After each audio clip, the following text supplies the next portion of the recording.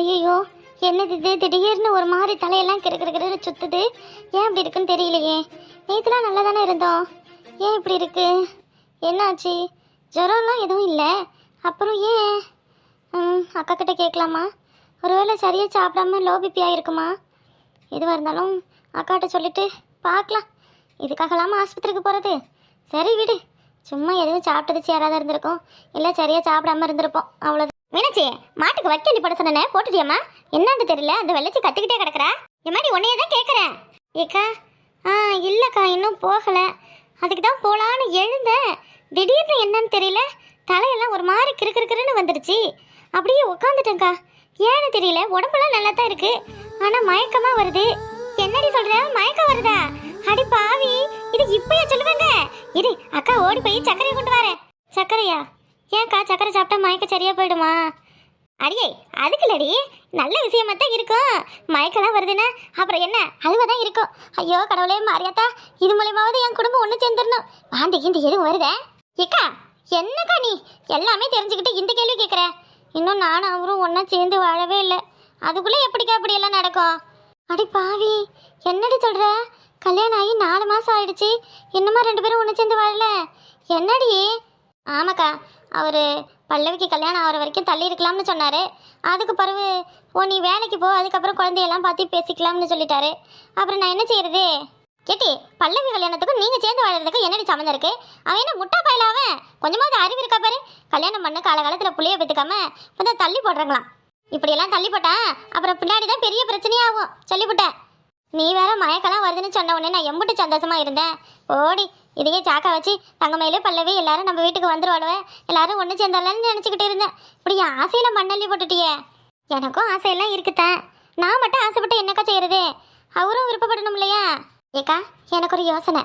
நம்ம வேணா இதை காரணமாக வச்சு எல்லாருக்கிட்டையும் நான் உண்டாயிருக்குன்னு சொன்னால் எல்லாரும் வருவாங்க, நீ வந்து பார்ப்பாங்க, நம்ம எல்லாரும் அப்புறம் சந்தோஷமாக முன்னாடி மாதிரி ஒன்றாயிடுவோம்ல. இதுக்கு உன் புருஷன் எப்படி ஒத்துக்குவான்? அவனுக்கு தெரியுமில்ல அதெல்லாம் எதுவும் இல்லைன்னு. அவர் தானே, நான் சமாளிச்சுக்கிறேன், விடுங்க. அதெல்லாம் நான் பார்த்துக்கிறேங்க்கா. அவர் அப்படியெல்லாம் நம்பாமலாம் இருக்க மாட்டார். 2-3 வாட்டி குடிச்சிட்டு வந்து பக்கத்தில் படுத்து தூங்கினாரு. அதை சொல்லி நான் எப்படியாவது சமாளிச்சுக்கிறேன், விடு. என்னது, குடிச்சிட்டு வந்தானா? இது எப்படி இப்படியெல்லாம் செய்கிறானா அவன்? வரட்டும் இன்னைக்கு. என்னடி அவன் குடியில என்னது இது? ஏக்கா, அவர் ஏதோ தெரியாமல் செஞ்சு விட்டாரு, விடுக்கா. ஏதோ ஃப்ரெண்டோ கூட சேர்ந்துக்கிட்டு இந்த வீட்டில் இவ்வளோ கஷ்டம் நடக்குதுன்னு சொல்லி குடிச்சிட்டாரான். மற்றபடி ஒன்றும் இல்லைக்கா. இதெல்லாம் யாருக்கிட்டையும் சொல்லிக்கிட்டு இருக்காத. அதுக்கு தான் மட்டும் நல்லா நான் மறைச்சு வச்சுருந்தேன். அப்போ கச்சேரியை ஆரம்பிச்சிடல. என்னம்மா, அக்காவும் தங்கச்சியும் கதை பேச உட்காந்தாச்சா? இனி வீட்டு வேலையெல்லாம் ஒன்றும் செய்ய மாட்டீங்க. எத்தா, வீட்டு வேலை கடந்த போது வீட்டு வேலை இந்தா. இப்போ நான் சொல்ல போகிற விஷயத்தை காதில் வாங்கினீங்கன்னா நீங்கள் அப்படியே சந்தோஷத்தில் பட்டாம்பூச்சி மாதிரி துள்ளி குதிப்பீங்கத்த. அப்படி என்னடி விஷயம்? நம்ம மீனாட்சி உண்டாயிருக்கா? அட அப்படியா? அடி கடவுளே, என் சின்ன மருமவ, செல்ல மருமவ. ஏட்டி, அத்தைக்கு ஆம்பளை பிள்ளையா வெத்து குடிடி. உன் அக்காவுக்கு தான் 2 பொம்பளை பிள்ளை பிறந்துருச்சுல்ல. நம்ம குடும்பத்துக்குன்னு ஆம்பளை வாரிசு இல்லாம போயிட்டு போகுதுடி. ஏத்தா, எந்த பிள்ளைன்னு நமக்கு எப்படி தெரியும்? எது வந்தாலும் என்ன, எல்லாமே ஒண்ணுதான். எவ்வளவு மாதிரி தான் உங்ககிட்ட சொல்றது? இட்டி ராசாத்தி, இனிமே மீனாட்சிய குனியவோ நிமிரவோ நடக்க கூட விடக்கூடாது, சரியா? இனி அவளுக்கு எது வேணும்னாலும் நம்ம 2 பேரும் தான் பார்த்து செஞ்சுக்கணும். ஆமா, உங்க வீட்டில் சொல்லியாச்சா? சொன்னாங்கன்னா அவங்க அம்மா சந்தோஷப்படுவாங்க. இந்த அந்த கவி பைய கூட சேர்ந்து வாழலன்னு ரொம்ப கவலைப்பட்டுக்கிட்டே கிடந்தாங்க. எந்த அத்தா அப்பனுக்கு தான் கவலை இருக்காது, பிள்ளை போன இடத்துல சரியா வாழலன்னு சொல்லி. ஏட்டி, சொல்லி விட்டீங்களா இல்லையா? இது இல்லத்த, இந்த இனி தான் போய் சொல்லணும். அம்மாடி மீனாட்சி, இனி பார்த்து பக்குவமாக நடந்துக்கணும். அது இதுன்னு அங்கேயும் இங்கேயும் ஓடக்கூடாது, ஒடியறக்கூடாது. ஒரு அடி எடுத்து வச்சாலும் மெல்ல மெதுவாக எடுத்து வைக்கணும். என் வீட்டு வாரிசும் வயிற்றுல வளருதுடி. இனி எது சாப்பிட்டாலும் சத்தை தான் சாப்பிடணும், சரியா? வாந்தியெல்லாம் உனக்கு எதுவும் வருதா? இப்படிலாம் வீட்டில் வாந்தியெல்லாம் எதுவும் எடுக்கிற மாதிரி இல்லையே, நல்லா தானே இருந்தேன். உனக்கு இப்போ தான் தெரிஞ்சுதா இல்லை எப்போவுமே தெரியுமாம்மா? அத்தை, நான் அந்த அவர் கூட ஒரு வாரம் டூர் போயிருந்தேன்ல அத்தை, அப்போ தான் ஒரு மாதிரி மயக்கமாக வாந்தியாக இருந்தது. அப்புறம் அதிலேருந்து வீட்டுக்கு வந்த பிறவும் அப்படியே மயக்கமாகவே இருந்துச்சா, அதை சரி ஒரு வேளை அப்படி இருக்குமோ அப்படின்னு சொல்லிட்டு யோசித்தேன். அப்புறம் இன்னும் டாக்டர்கிட்டலாம் போகலத்தை, போய் பார்க்கணும். சரிம்மா, எல்லாம் நல்லதாகவே நடக்கட்டும். கடவுளே முருகா, எப்படியாவது என் வீட்டுக்கு ஒரு ஆம்பளை வாரிசாக கொடுத்துரு. ஏக்கா, என்னக்கா அத்தை ஆஸ்பத்திரிக்கு போனியா போகலையெல்லாம் கேட்குது. ஒருவேளை டாக்டர் கையோட வீட்டுக்கு கூப்பிட்டுட்டு வந்துருமா? பயமாக இருக்குக்கா எனக்கு. கிட்டி, அதான் நான் இருக்கல்ல, சமாளிச்சுக்கிறேன்டி, வீடுட்டி. ஏ பல்லவி, அடியே எங்க இருக்க? பசி வயிற்ற கில்லுது, சாப்பாடு கொண்டு வாயண்டி. அடியே, பவித்ரா எங்க போன? பவி, சொல்லுங்கள் ஆண்டி, சொல்லுங்கள். பவி, பசியா வயிற கில்லுது, காலையிலேருந்து எதுவும் சாப்பிடல. இந்த பல்லவி எங்க தான் போய் தொலைஞ்ச? வீட்டில் ஆளையே காணா? அத்தை அவன் இந்த பின்னாடியே மாட்டுச்சாணி அல்றான். நான் தான் போய் அந்த வேலையெல்லாம் செய்யறேன்னு சொன்னேன். பரவாயில்லையே, அவளை மாட்டுச்சாணி எல்லாம் வச்சுட்டியே. சூப்பர்மா சூப்பரு. சரிம்மா பவிக்குட்டி, ஓடி போய் அத்தைக்கு ஒரு தட்டில் சோத்தை போட்டு கொண்டு வந்து ஊட்டி விடுறியா? பசி வயிற்ற பெரட்டுதுடி, என்னால் நிற்க கூட முடியல. எத்த என்னத்த நீங்க என்னைய போய் சாப்பாடு போட்டு கொண்டு வந்து ஊட்டு விடுன்னு சொல்றீங்க? என்னாலலாம் முடியாது. அந்த பல்லவி எங்க இருக்கா? எத்த அப்படியே கொஞ்ச நேரம் கத்திக்கிட்டே இருங்களேன். இதை வச்சு நான் எவ்வளவு பெரிய பிரச்சனை பண்றேன்னு பாருங்க. இது எனக்கு பசி மயக்கமா வருதுடி. பிபி மாத்திரை சுகர் மாத்திரை எல்லாம் போடணும். சாப்பாடு கொண்டு வா. நீ பிரச்சனை எல்லாம் அப்புறம் வச்சுக்க. இப்ப என்ன மாத்திரை போடலன்னா செத்தா போறீங்க? அதெல்லாம் ஒண்ணும் இல்ல. கொஞ்ச நேரம் சும்மா இருங்க. ஜீவா மாமா இப்ப என்னத்துக்குடி அவனை கூப்பிடுற? ஒரு தட்டுல சோறு போட்டு எடுத்துட்டு வான்னு சொன்னதுக்கு வீட்டுல உள்ள அவ்வளவு பேரையும் எதுக்கு கூப்பிட்டுக்கிட்டு நிக்கிற? என்ன இவ இல்லாததுக்கு கைய வேற உடைச்சு விட்டுட்டா. ஐயோ, இவள வீட்டுல வச்சு நம்மள உசுரோட கொளுத்திருவ இருக்க. என்னத்த ரெண்டு பேரையும் ஆளை காணோம்? ஒருவேளை மேல ரெண்டு பேரும் எதுவும் கொஞ்சம் கொலாவிக்கிறாங்களோ? வேணும்னா போய் கதவை திறந்து பாத்துட்டு வாங்க. போய் சோறை போட்டுட்டுன்னு சொன்ன. எத்த போங்கத்த, என்னாலலாம் சோறு போட முடியாது. அதான் உங்களுக்கு இந்த கை இருக்குல்ல, அந்த கையில சாப்பிடுங்க. ஏட்டி அது வாண்ட கைடி, அதால எப்படி சாப்பிட முடியும்? எப்படியோ சாப்பிடுங்க. ஒரு கை இல்லாதவங்களாம் எப்படி சாப்பிட்றாங்க? அப்படித்தான் அவங்களும் ஒத்த கையோட உயிர் வாழுறாங்க. என்னமோ உடஞ்ச கையை வச்சுக்கிட்டு இவ்வளோ சீன் போடுறீங்க. போங்க போங்க. நானே மேலே ரெண்டு பேரும் என்ன பண்ணுறாங்கன்னு வெறுப்பில் இருக்கேன். இதில் நீங்கள் வேற கடுப்பேத்துறீங்க. ஐயோ கடவுளே, அந்த பல்லவி ஜீவாவும் ஒன்றும் சேரக்கூடாது. எப்படியாவது அவங்கள பிரிச்சிடணும். ஏண்டி பணத்துக்கு ஆசைப்பட்டல, நல்லா வேணும்படி வாண்ட கையில தின்ன சொல்லிட்டு போறா பத்தியா? இவளை மட்டும் என் மவனுக்கு கட்டி வச்சிருந்தேன். அம்பிட்டுத்தேன் அந்த மாட்டுக்கட்டாயிலே தான் என் பழப்பு ஓடி இருக்கும். அத்தை என்ன ரொம்ப நேரம் என்ன கூப்பிட்டு இருந்தீங்க போல இருக்கு. இந்த பின்னாடி மாட்டு சாணியெல்லாம் அள்ளிட்டு மாட்டுக்கு வைக்கலாம் எடுத்துட்டு போட்டுக்கிட்டு இருந்தேன். என்னத்த ஏன் கோவமா இருக்கீங்க? நீங்க சாப்பிட்டீங்களா முதல்ல? ஐயோ மணி 10 தாண்டிடுச்சு. பிபி மாத்திரை சுகர் மாத்திரை எல்லாம் போடவே இல்லை. இருங்க நீங்க சேர்ல உட்காருங்க, நான் போய் சாப்பாடு கொண்டு வந்து ஊட்டி விடுறேன். மாத்திரை போடணுமே, காலையில சாப்பிடணுமே கொஞ்சமாவது அக்கறை இருக்கா வேற இவங்க உடம்பு மேல? அகிலாண்டா பாத்தியாடி, மருமோனை இப்படி அமையணும் முடி. ஏண்டி நான் சாப்பாடு வேணும்னு ஒரு வார்த்தை கூட கேட்கல. என் முகத்தை பார்த்து அவளே தெரிஞ்சுக்கிட்டு போய் ஊட்டி விடுறோம்னு சொல்றேன். இவளே அடைந்து வீட்டை விட்டு துரத்து அந்த குள்ளச்சி கூட சேர்ந்துக்கிட்டு நீ திட்டம் போட்டுக்கிட்டு நிக்கிற.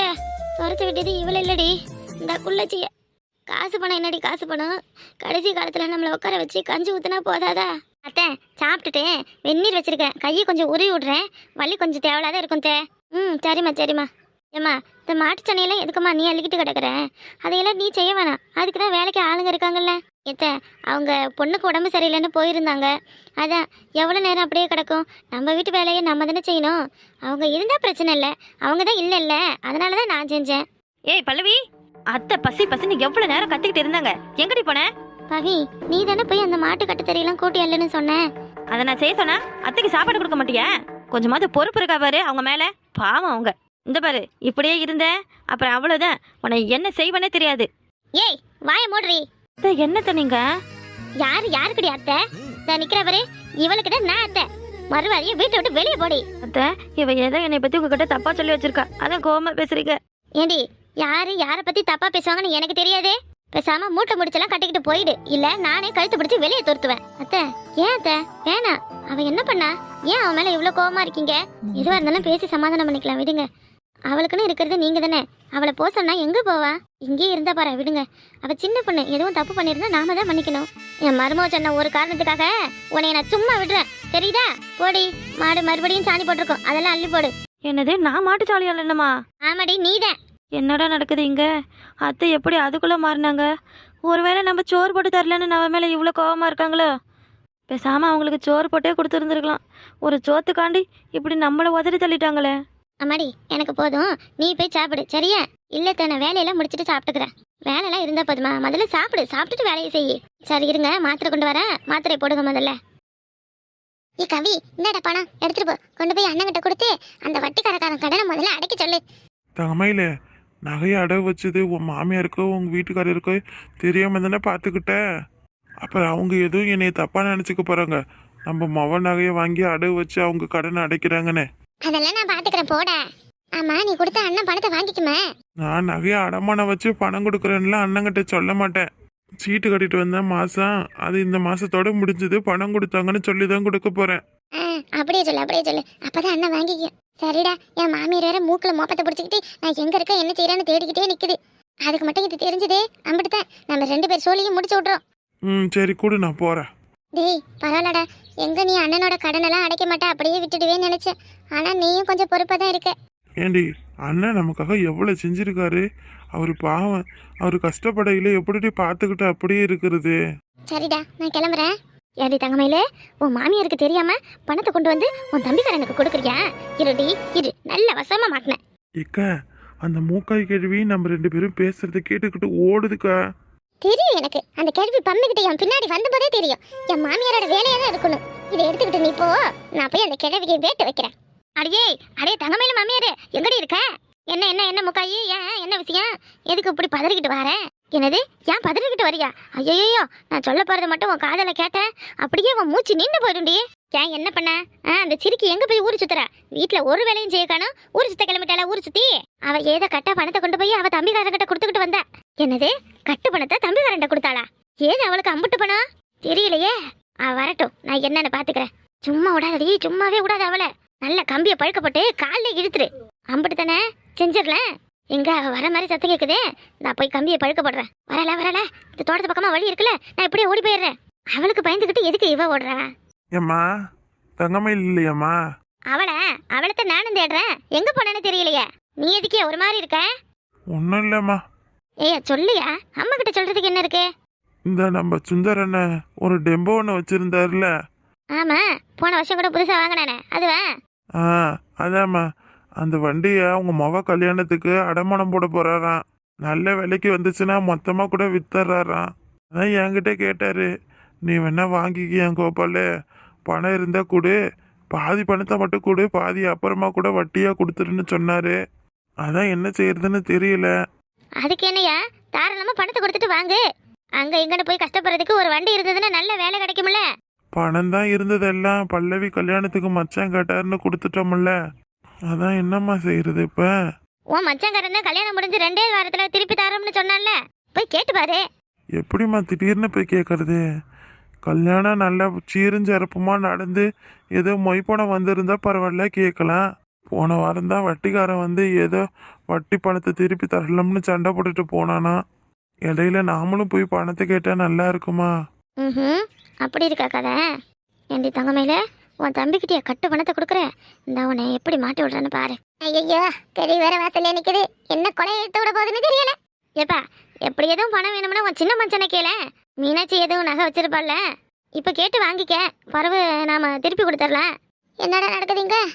நம்ம தம்பிக்கு பணம் கொடுத்தது தெரிஞ்சு கிழவி ஏதோ உல்டா போட்டு ட்ராமா பண்ணுதா? எதுக்கு பணம்? தங்கமையில சுரேந்திரன் டெம்போவை விற்க போறாராம். அதான் என்னைய வாங்கிறியான்னு கேட்டாரு. அம்மா கிட்ட சொன்னேன், பெரிய மச்சாங்கிட்ட கொடுத்த பணத்தை திருப்பி கேளுன்னு சொன்னாரு. எப்படிம்மா, மச்சானே கஷ்டத்தில் இருக்காரு, திருப்பி கேட்க முடியும்னு சொல்லிக்கிட்டு இருந்தேன். அதான் சின்ன மச்சாங்கிட்ட கேட்டு வாங்கி கொடுன்னு சொன்னாரு. ஏடி தங்க, நீ கேட்டா உன் தம்பிக்காரன் இல்லைன்னு சொல்லிடுவானா, இல்ல உன் நாத்தனார் தான் இல்லைன்னு சொல்லிடுவாளா? போச்சா வச்சிடுச்சா ஆப்பு. நீ கிளவி வேணும்னே தான் நம்ம குடும்பத்தை அசிங்கப்படுத்தணும்னு நினைக்குது. தங்க, விடாதடி விடாத. என்ன ஆனாலும் நம்ம குடும்பத்தோட மான மரியாதையை நீ தான் காப்பாத்திக்கணும். என்ன தங்கம், நான் படுக்க கேட்கறேன், பிசாம இருக்க.